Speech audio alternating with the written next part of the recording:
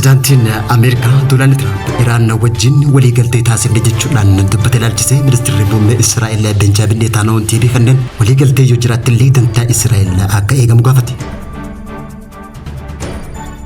Ajajoonni waraana Eertiraatii fi waraana Tigraay magaalaa Maqaleetti wal arguun marii taasisuun dhaga'ame bal'inootuutiin dhiyeesse. Tiraamp Iraan wajjin waliigaltee nagaa geenya jechuudhaan ibsa hordoftee dubbii Tiraamp oduu sobaati jechuudhaan waliigalteen Ameerikaa wajjin taasifamu akka hin jirre Iraan tiibii kennite. Daawwattootaa fi hordoftoota lammii miidiyaa nageenyi keenya bakka jirtan maratti sinaa dhaqqabu kanneen dambe isinitti himnee hangafootu lammii miidiyaati amma bal'inootuutti taasisa.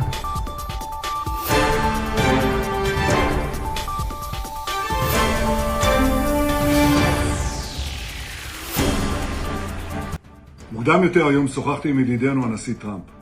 הנשיא טראמפ מאמין שיש סיכוי Tattaaffii pirezidaantiin Ameerikaa Doonaald Tiraamp waraana Iraan wajjin eegalee xumuruuf taasisaa jiru ilaalchisee ministeerri muummee Israa'el Benjaamin Netanyahuun tiibii kanneen waliigaltee yoo jiraattillee dantaan Israa'el ni eegamaa jechuudhaan marii tana boodallee dantaan Israa'el akka eegamu Tiraamp wajjin mari'achuu beeksise. Tiraamp injifannoo gurguddaa humni qilleensa Israa'el fi waraanni Ameerikaa galmeesse fayyadamuun galma gahuu danda'a jechuun amana jechuudhaan ibse. Haa ta'uutii malee ammoo waliigalteen Tiraamp irra gahuu danda'u dantaa murteessaa Israa'el kabajuu qabaa jechuudhaan Netanyahuun cimsee dubbate. Ministeerri muummee Israa'el Benjaamin Netanyahuun akka jedhutti Tiraamp haleellaa bu'uuraalee anniisaa Iraan irratti raawwatamuuf karoorfame guyyoota 5 tursiisuuf akka ajaja kennanillee Israa'el ammoo Teheraan rukutuuf itti fufti jechuudhaan ibse. Netanyahuun karoora isaa ibsuudhaan yeroo tokkotti haleellaa Iraan fi Libaanoos irratti raawwatamu itti fufnaa jechuudhaan sagantaa misaa'ilaa fi niikoolara isaanii suutaan diigaa jirra. Hizbollaa irrattis rukuttaa guddaa itti fufnaa jechuudhaan dubbate. Guyyoota muraasa dura saayintistoota niikoolara Iraan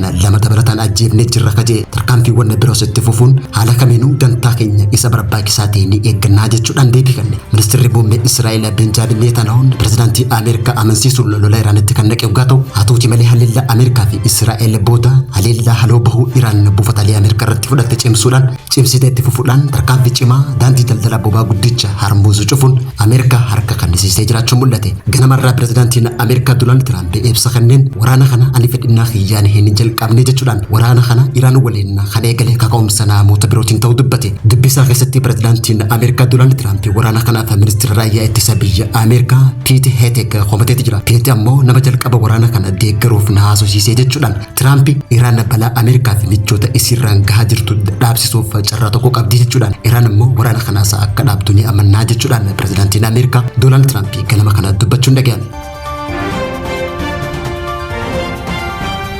Ajajoonni waraana Eertiraatii fi waraana Tigraay magaalaa Maqaleetti wal arguun marii taasisuun gabaafame. Jeneraalonni waraana Tigraay fi Eertiraa dhiyeenya kana magaalaa Tigraay magaalaa Maqaleetti wal arguun marii taasisuu isaanii Afrikaan Intelijensi maddeen isaa waabeeffachuun gabaasee jira. Gabaasni kun akka ibsutti Jeneraal Fisaa Kidaanuu TPLF bakka bu'uun akkasumallee Jeneraal Eeyyoo Fisaayee ammoo waraana Shaabiyaa bakka bu'uun magaalaa Maqaleetti argamuun mari'achuu beeksise. Haa ta'uutii malee walgahiin ajajoota waraanaa lamaan jidduutti taasifame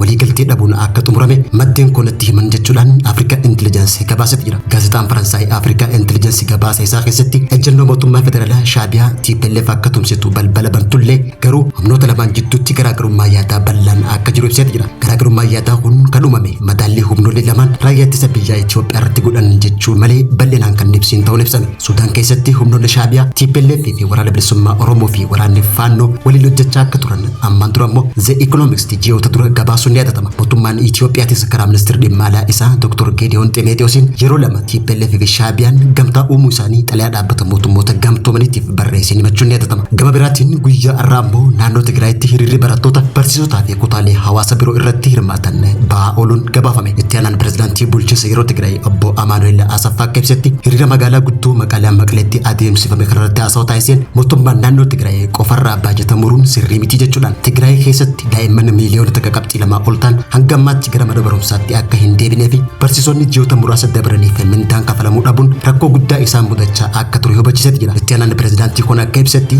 fedhiiwwan bu'uuraa dhoowwachuu irraa kan ka'e uummanni humnaan Itoophiyaa keessa ari'amaa jiraachuu ibsuudhaan rakkinni kun kadhannaa qofaan kan furamuu miti jechuudhaan yoo didame ammoo Tigraay gara waraanaatti illee akka deemtu hubachiise.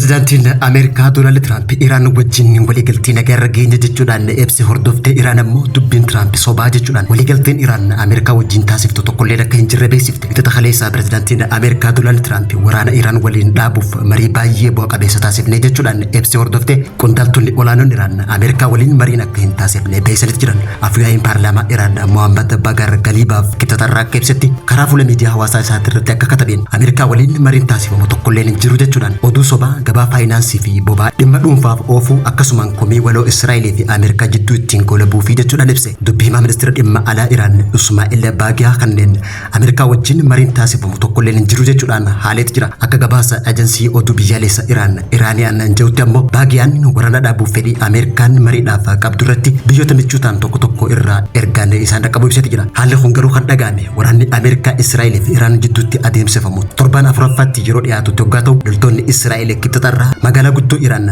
Teheraan irratti haleellaa haarawaa akka banan beeksisan. Iraan gama ishiitiin ammoo galaana Strait of Hormuz kan dhiyeessii bobaa fi gaasiin addunyaa harka takka qabxii 5 yookaan 20 keessa dabru cufuudhaan misaayilaa fi duroo dhiibbaa jiddu galeessa irratti dhukkaasu itti fuftee jiraachuun ibsame. Kunis gatiin anniisaa addunyaa irratti dhiibbaan akka ta'uu fi gatiin anniisaa addunyaa akkasumas gatiin bobaa akka ol ka'e gochuudhaan miidhaa waraanni kun addunyaa irratti geessaa jiruuf irratti yaaddoo guddaa uumee jiraachuun gabaafame.